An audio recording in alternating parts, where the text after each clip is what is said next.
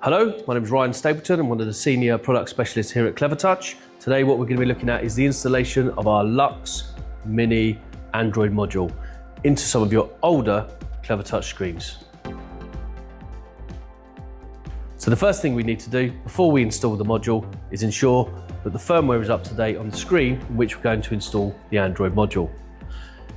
In order to do that, I'm in the Android interface of the screen, which is called LUX. From my side menu here, I'm going to press on the side menu to reveal my side panel. I'm going to select Apps. I'm going to select Settings. And I'm going to scroll down until I can see About Device.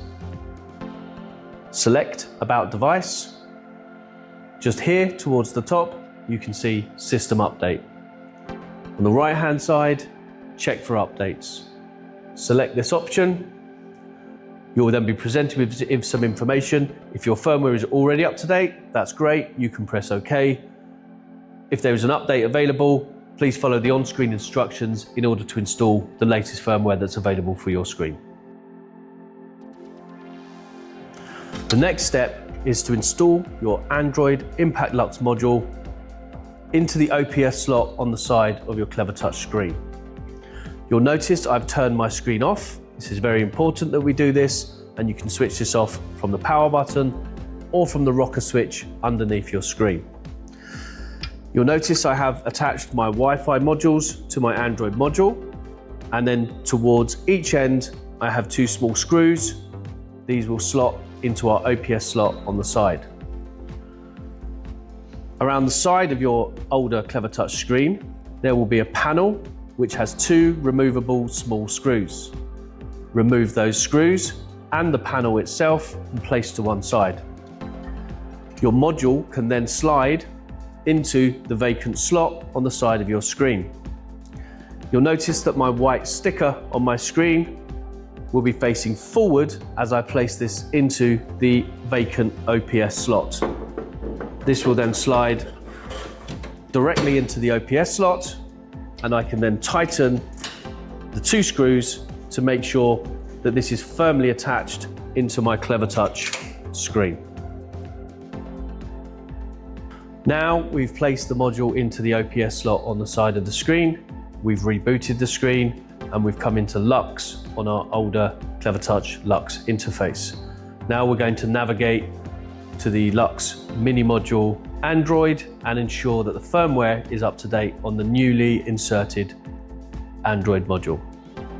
So to do this, I'm going to use my Swift Tools menu here, and I'm going to select PC. We can rename this at a later stage, but this takes me straight into my LUX Mini Android interface. To navigate to the settings, I simply swipe up from near the bottom of the screen to reveal my app menu. Swiping down, I can find here that I have my settings option. When you open the settings menu, select System, and towards the bottom, System Update. We can see from this page here that we have an update that is waiting for our Android module.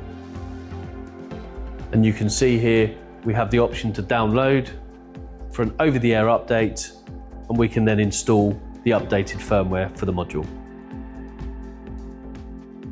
For the next stage of the process, we're going to need our remote control for our Clevertouch screen. We've installed the Android module, we've upgraded the firmware on the screen and on the module itself. Now what we need to do is disable some of the original screen Android features. In order to do this, we're going to swipe up from the black border on the bottom of the screen to reveal our general settings.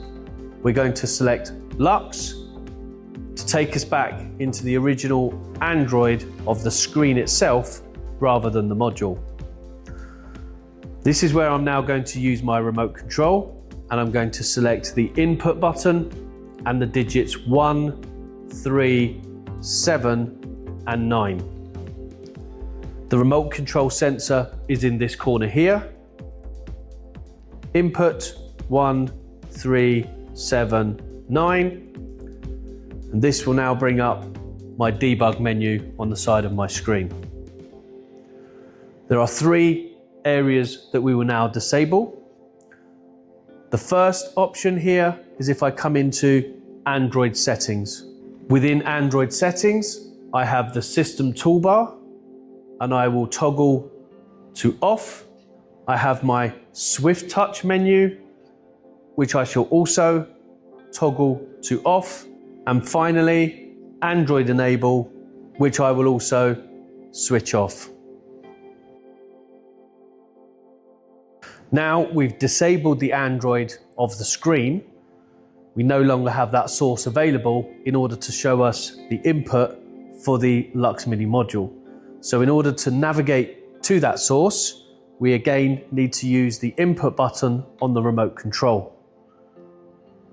This will bring us our general settings box, and from here we can select PC, which takes us into our Android module.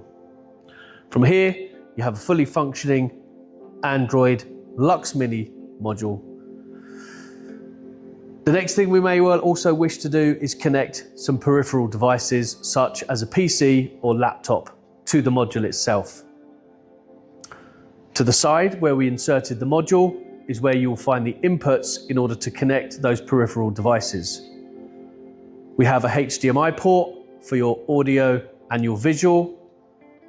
We have a USB-C port so that you can connect a device using a Type A to Type C USB cable in order to supply you with touch for your peripheral device. Here we can see the ports on the side of the LUX module.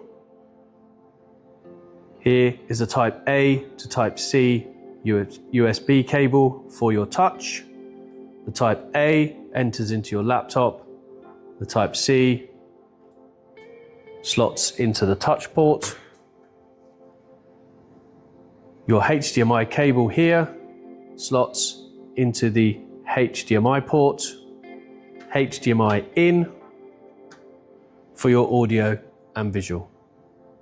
Now we've attached a peripheral device. If we wish to navigate to that input, we can swipe from the bottom of the screen to reveal our HDMI source.